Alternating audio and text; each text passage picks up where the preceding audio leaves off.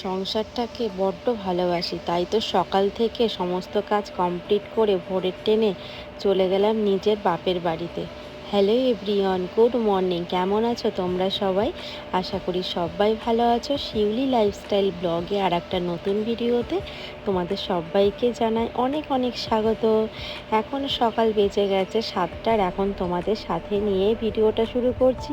তো সকালে ঘুম থেকে উঠে সমস্ত কাজ কমপ্লিট করে একদম চলে এসেছি রান্নাঘরে। আর রান্নাঘরের আগেই দেখতে পারলে কিছুটা জামা কাপড় ভেজা ছিল, তাই সেইগুলো কিন্তু ব্যালকনিতে মেলে দিলাম। দিয়ে তারপরে কিন্তু রান্নাটা বসিয়ে মানে ভাতটা বসিয়ে তারপরে চলে আসলাম এই যে ঘরে এসে বিছনাটা গুছিয়ে নিচ্ছি। আর এইদিকে মাম্মাম হাজবেন্ড ওরাও কিন্তু ঘুম থেকে উঠে গেছে। আর হাজবেন্ডের কদিন ছুটি। আর জানো তো বন্ধুরা, আমি আজ না রাতে সকালে ভোরের ট্রেনে বাপের বাড়িতে যাব। তাই জন্য কিন্তু সকাল থেকে একদম তোড়জোড় শুরু করে দিয়েছি। বিছনাটা সুন্দরভাবে গুছিয়ে নিচ্ছি আর ঘরটাও কিন্তু ভালো করে গুছিয়ে নেব। আর কি বলো তো, তারপরে কিন্তু সমস্ত কাজ কমপ্লিট করে আমাকে তো ব্যাটিংটাও গোছাতে হবে, তাই না? তো ষষ্ঠীর আগেই যাচ্ছি, কারণ হাজবেন্ডের কিছুদিন ছুটি আছে। তা ভাবলাম ঘুরেই আসি, কারণ কিছুদিন থেকে আসি, তারপরে তো মাম্মামের সামার ভ্যাকেশান, এই ফাঁকে তো না ঘুরলে তো সময় পাবো না। আর তার থেকেও বড় কথা, হাজব্যান্ডের যেহেতু ছুটি, তাই সেই সুযোগটা আর হাতছাড়া করলাম না। তো ভীষণ আনন্দের মধ্যে আছি বন্ধুরা। তাই জন্য কিন্তু সমস্ত রান্নাবান্না সকাল থেকে একদম শুরু করে দিয়েছি, যে গরমের মধ্যে তাড়াতাড়ি করে রান্না করে তারপরে কিন্তু ব্যাগপত্রগুলো গুছিয়ে নেব। আর ভোরের ট্রেনেই যাব, কারণ হাজব্যান্ড বলছিল যে দুপুরে খাওয়া দাওয়া করে বিকালের ট্রেনে যেতে। যেহেতু আমার অনেক দূরে জার্নি, তো বিকালে কি বলো তো অফিস টাইম থাকে, তো মেন লাইন, এই জন্য কিন্তু ভিড়ভাট্টাগুলো বেশি হয়। আর মেয়ে তো যেহেতু ছোট, ওকে নিয়ে কিন্তু একদম কিন্তু আমি কোনো রিস্ক নিচ্ছি না। সকালবেলা একদম কিন্তু হালকা ঠান্ডা ঠান্ডা ওয়েদারে চলে যাব। তাই জন্য দেখো, এই যে সকালবেলা এইদিকে আমি কিন্তু তরকারি বসিয়ে দিয়েছি, রুটি করব। আর তার সঙ্গে কিন্তু আজকে রান্না করব চিংড়ি ভাপা। আর কালকে জানো তো একটু মাছের ঝোল আছে, ডাল আছে, তাও দেখি কি করতে পারি। তো সকালবেলা দেখো ঝটপট করে টিফিনটাও করে নিচ্ছি। আর আসলে কিছুই প্ল্যান হয়নি, হট করে হাজবেন্ড বলেছে চলো তোমাদেরকে দিয়ে আসি। দিয়ে ও হয়তো দুদিন থাকবে, আবারও চলে আসবে, কিছুটা কাজ আছে, তারপরে কিন্তু ও আবার পরে যাবে। তো সেই প্ল্যান করাই ছিল। তারপরে দেখো এদিকে আমি তোমাদের সঙ্গে কথা বলতে বলতে রুটিটাও করে নিচ্ছি। আর যেহেতু হট করে প্ল্যান, আগে থেকে জানতামও না, তার জন্য কিন্তু না কিছুটা কোনো ব্যাডিংই গুছিয়ে রাখেনি, জানো তো। এবার বাচ্চার সঙ্গে গেলে বুঝতেই পারছো সমস্ত কিছু গুছিয়ে নিতে হয়। আর ওষুধপত্র থেকে শুরু করে আমি যেখানেই যাই না কেন, মাম্মামের কোনো জিনিস যাতে কোনো কিছু ভুল না হয়, তার জন্য আগে থেকে গুছিয়ে নিই। ওর এক্সট্রা করে জামা কাপড় লাগে। আর যেহেতু গ্রামের দিকে বুঝতেই পারছো একদম খোলামেলা জায়গায় আমার মাম্মাম গেলে সেখানে একদম এত মিশে যায়। তো সেখানে গিয়ে কিন্তু ওই যে খেলাধুলা করবে, মাটি মাখবে, গায়ে ধুলো মাখবে, তার জন্য কিন্তু এক্সট্রা জামা কাপড় নিতে হয়। তাই জন্য কিন্তু এই যে রান্নাটা করে নিচ্ছে। আর জানোই তো বাড়ির থেকে কোথাও গেলে কিন্তু সংসারের সমস্ত কাজ, চারিদিকের কাজ কিন্তু গুছিয়ে যেতে হয়, কারণ একার সংসার। আর সংসারটাকে এতটাই বড্ড ভালোবাসি যে সংসারের কাজগুলো গুছিয়ে না গেলে না আমি একদমই যেতে পারবো না, মনটাই ভালো লাগবে না। তাই জন্য দেখো এখানে চিংড়ি ভাপাটাও করে নিলাম, আর তার সঙ্গে কিন্তু একটা সবজি করেছি। আর কালকে বললামই তোমাদের মাছের ঝোল আছে, ডাল আছে, তো এটা দিয়ে হয়ে যাবে। আর তার সঙ্গে কিন্তু এই যে ঘ্যাটকোল বাটাটা করব। তার কারণ হচ্ছে সেদিনকে তো করেছি, তোমরা তো আগের ভিডিওতে দেখেছোই। সেই ঘ্যাটকোল বাটাটার না আমি কিছুটা ছিল, অনেকটাই মা নিয়ে এসেছিলো, তো তাই সেইগুলো কিন্তু এখন ভাবলাম শেষ করে দিই। এদিকে আমও ছিল, আমটাও কেটে খেয়ে নিলাম। আসলে ফ্রিজের মধ্যে না কিছুই রাখছি না, ফ্রিজটাকে পুরো ফাঁকা করছি। আসলে কিছুদিন থাকবো না, আর ফ্রিজে সবজি থাকলে তো নষ্ট হয়ে যাবে, সবজিটা ওই জন্য ফ্রিজটা ফাঁকা করে দিলাম। দিয়ে না তারপরে সোজা কিন্তু স্নান টান করে খাওয়া দাওয়া হয়ে গেছে বন্ধুরা। এখন দুপুরবেলায় ভাবছি মাম্মাম ঘুমাচ্ছে, হাজবেন্ড ওকে ঘুম পাড়িয়ে দিচ্ছে, আর আমি কিন্তু সেই ফাঁকে দেখো সমস্ত বাসনগুলো কিন্তু এরকম গুছিয়ে রেখে যাচ্ছি, যাতে সেইগুলো এসে দেখবো যে যদি বাস্কেটের বাইরে থাকে মানে এই ঝুড়ির মধ্যে থাকে তাহলে তো ধুলো পড়ে যাবে, তারপরে এসে আবার সেইগুলো মাজতে হবে। তাই জন্য কিন্তু আমি যখনই যাই না কেন সমস্ত বাসনপত্র গুছিয়ে ওভেনটাকে পুরো ঢেকে ইন্ডাকশান ঢেকে দিয়ে যায়। আর যেহেতু পুজোও দিই না তার জন্য কিন্তু ঠাকুরের বাসনগুলো মেজে গুছিয়ে রেখে দিয়েছি পুজো দেওয়ার পরে, সেইগুলো তো আর এক সপ্তাহ হাত দিতে লাগবে না। তারপরে যেহেতু গোপু সোনাকে নিয়ে যাব, গোপু সোনার পুরো বাস্কেট গোপু সোনার জামা প্যান্টগুলো আমি পুজো দেওয়ার পরে গুছিয়ে নিয়েছি, কারণ পরে তো আবার এটো জামা কাপড় হয়ে যাবে আর ধরতে পারবো না। আর খাওয়া দাওয়া হয়ে গেছে, এখন রান্নাঘরের কাজগুলো করে তারপরে কিন্তু সন্ধ্যাবেলায় জামা কাপড়গুলো গোছাবো। তো এইদিকে দেখতে পেলে জামা কাপড়গুলো মেলে দিচ্ছি। আর এইগুলো যেহেতু যে বেডশিটটা চেঞ্জ করেছিলাম তাই এই চাদরটা কেচে একবারে মেলে দিয়ে গেলাম, রাতে শুকিয়ে যাবে। সকালে যাওয়ার আগে না সমস্ত জামা কাপড়গুলো আবার ভাঁজ করে জায়গায় রেখে যাব, না হলে তো ধুলো পড়ে যাবে। আর তারপরে দেখো সন্ধ্যা লেগে গেল, এখন সন্ধ্যাবেলায় যতটা পারছি কাজ করছি, আস্তে আস্তে তো সময়ের সাথে সাথে কিন্তু রাতও হচ্ছে। আর সকালে যেহেতু ভোরের ট্রেনে যেতে হবে, আর আমার তো অনেক দূর বাড়ি, কারণ অনেকটা ট্রেনের জার্নিং আছে, ওই জন্য রাতের মধ্যে সমস্ত কিছু গুছিয়ে তাড়াতাড়ি করে খেয়ে দিয়েও ঘুমিয়ে পড়তে হবে। আর দুপুরে না একবারে রান্না করে নিয়েছি যাতে রাত্রিবেলা আর কিছু করতে না হয়, কারণ ওই টাইমে কিন্তু সমস্ত জামা কাপড়গুলো গোছাতে হবে। আর তার মধ্যে উপরে নিচে সমস্ত ঘরের মধ্যে কিন্তু জিনিসপত্রগুলো গুছিয়ে রেখে যেতে হবে। আর একার সংসার বুঝতেই পারছো যে কতটা চাপের মধ্যে থাকতে হয়। আসলে আমরা সংসারটাকে আমি এতটাই ভালোবাসি, আমি বলে না, প্রত্যেক মেয়েরাই এতটাই ভালোবাসে। আর সংসারের মায়াটা এমনই জিনিস যে কোথাও যাওয়ার সময় হলেও কিন্তু আমাদের মনে হয় কোথাও কোনো ভুল হলো না তো, কোথাও কোনো কাজটা কাজটা গুছিয়ে রাখতে পারলাম কি না, মানে এই ধরনের চিন্তা ভাবনাগুলো মাথায় থাকে, প্রেশার থাকে।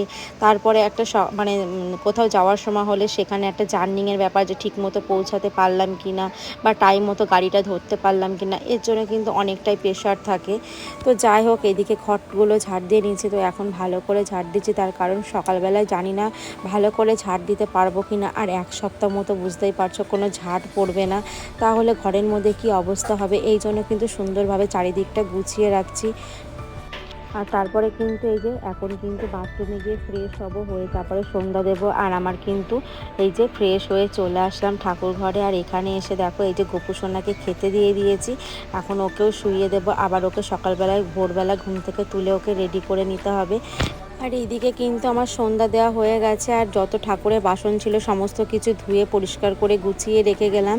আর তারপরে দেখো একদম চলে আসলাম এই যে নিচের ঘরে। আর এখানে দেখো আমি শ্যাম্পু করেছি, করার পরে না আর চুলটা ঠিকমতো আঁচড়াতেই পারিনি। আর দেখো কি অবস্থা, আসলে ভীষণ ব্যস্ত ছিলাম, যেহেতু বাড়িতে না থাকলে বুঝতেই পারছো কতটা মানে চাপের মধ্যে থাকতে হয়। আর সংসারে প্রত্যেকটা কাজ তো আমাকেই গুছিয়ে রেখে যেতে হবে, আর এতদিন থাকবো না, তারপরে বুঝতেই পারছো ঘর ধরে যে কি অবস্থা হবে, এসে তো আবার সেই পরিষ্কার করতে হবে। আসলে সংসারটাকে এতটা পরিমাণে ভালোবাসি না, ওই জন্য মায়াটা ছাড়াটা না বড্ড কষ্ট, বড্ড কঠিন। আর এরকম হবে এটাই তো স্বাভাবিক, তাই না? তো যাই হোক, তারপরে চুলে একটু সিরাম দিয়ে ভালো করে চুলটা ছাড়িয়ে নিলাম, নিয়ে যে এখন ব্যাডিংগুলো গুছিয়ে নেব।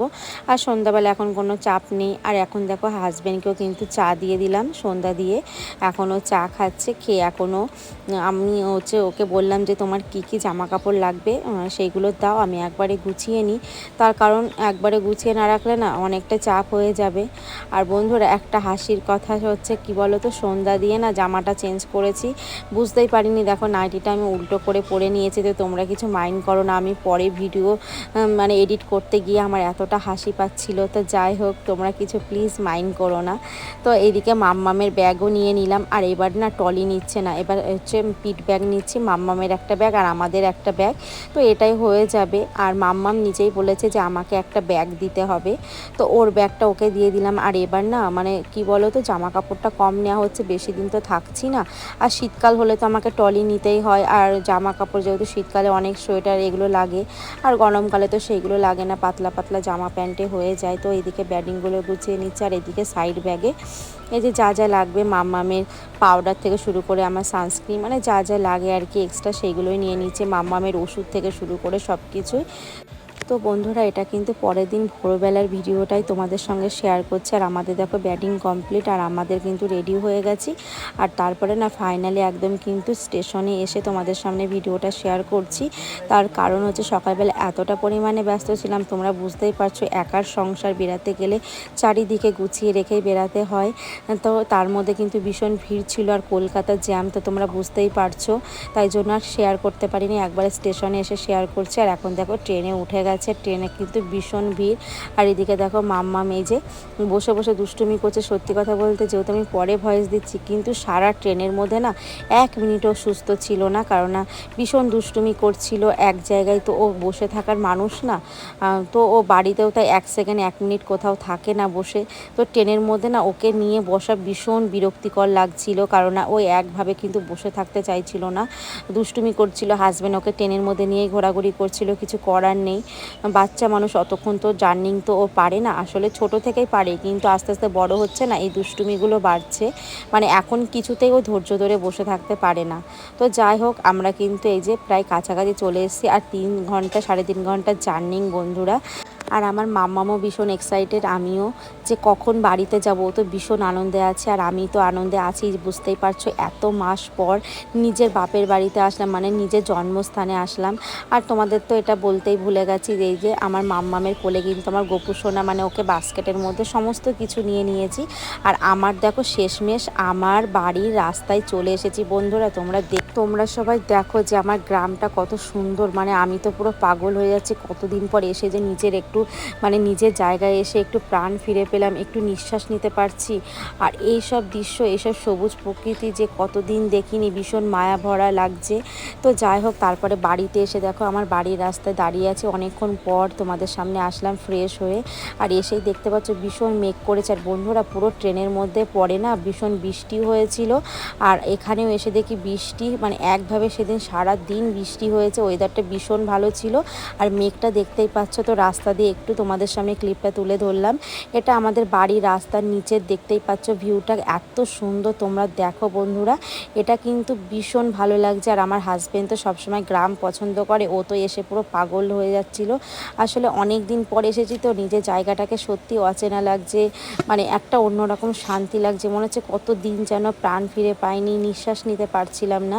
তো যাই হোক আমি আমার বাপের বাড়িতে এসে ভীষণ খুশি, ভীষণ আনন্দে আছি। তো প্রত্যেক দিন তোমাদের সঙ্গে ভালো ভালো ভিডিও শেয়ার করব, ভিলেজ মানে আমার গ্রামের ভিডিও, তোমরা অবশ্যই দেখো বন্ধুরা।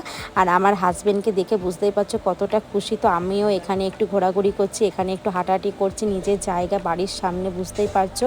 তো এখনও খাওয়া দাওয়া করিনি, খাওয়া দাওয়া করবো। আর এইদিকে দেখো বৃষ্টিও নেমে গেছে। আর এইদিকে দেখো এই যে আমাদের ঘর হচ্ছে, মানে এখনও কমপ্লিট হয়নি, আর সেটা তোমাদেরকে অবশ্যই দেখাবো। বাকি মানে আমার বাপের বাড়ির চারিদিকটা তোমাদের অবশ্যই ঘুরে দেখাবো।